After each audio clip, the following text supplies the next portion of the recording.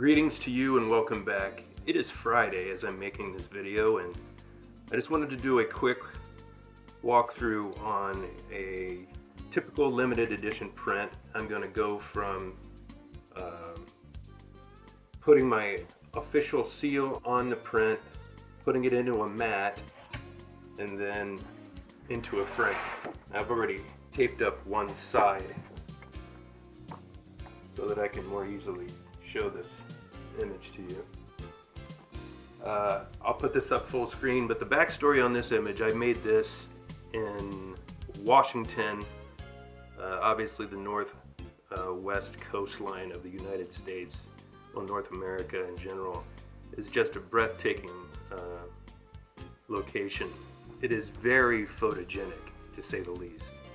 And I made this in May, that is early spring, and the skies were consistently filled with activity, and it made for a really interesting location to be shooting. As I mentioned recently, I ordered this custom embosser, and basically it is to authenticate my limited edition prints. All of the prints will carry the embossment, as would any other certificates of authenticity that would accompany the photo on delivery. So just quickly before I put this into the frame, I'm going to emboss the lower left corner. It's a very busy part of the photo, so I'm placing the embossment in an area where there is a lot of visual clutter in order to prevent it from detracting from the photo. So I'm just going to press that in, release it.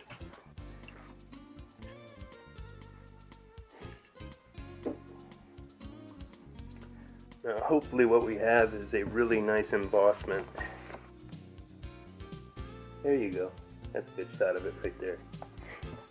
So now that I have the photograph centered on the mat board, it is time to bring in the frame. Now, this particular frame, not super expensive, just went down to the local craft store. That's a really easy approach to framing. I realize, having done a number of custom framing jobs on various images, it's not cheap. The important thing, I guess, if you're looking for an economical way to frame, is to avoid cheap paper. That includes the mat board as well as any backing board. And another issue is UV protection on the glass.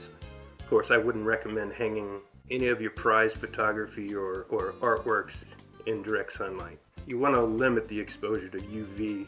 Okay, so first step, you want to clear your space. You want to be mindful of where your hardware is when you're hanging the image. This is up.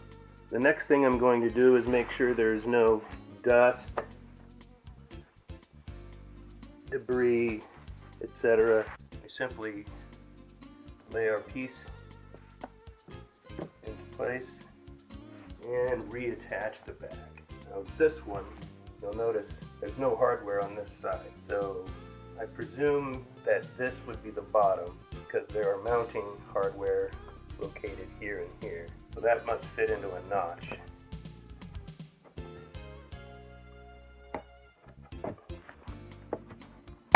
Press the back down,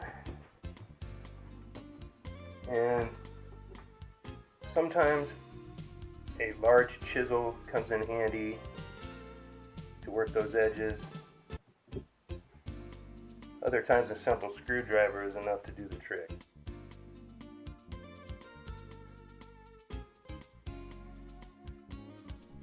And there we have the finished piece.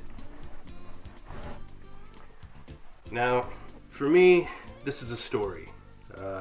For a customer or a client, it is a wonderful landscape. Perhaps it's a place they've been, perhaps it's a place they'd like to go.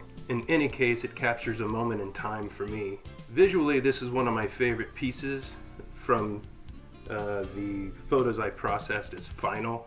Obviously, on a trip of that duration, Sometimes you're just doing snapshots, other times you're really focusing on making a piece of fine art, landscape work.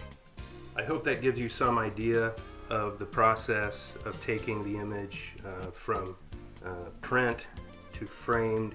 One of the reasons I don't limit my print sales to framed work is because it's not that complicated. Most people can do it themselves, which is why I make the prints available. I really do enjoy taking a print, mounting it, framing it, and delivering it, and just to see the reaction that people have. On the other hand, frames are widely available, and most people have the basic wherewithal: a screwdriver, frame, mat board, and some tape. Makes it a rather simple process to handle on your own. That allows you to pick and choose your own frame style, whatever best suits your decor. That said, I hope you're having an awesome Friday, and we'll talk to you again soon. We'll see you out there. Cheers.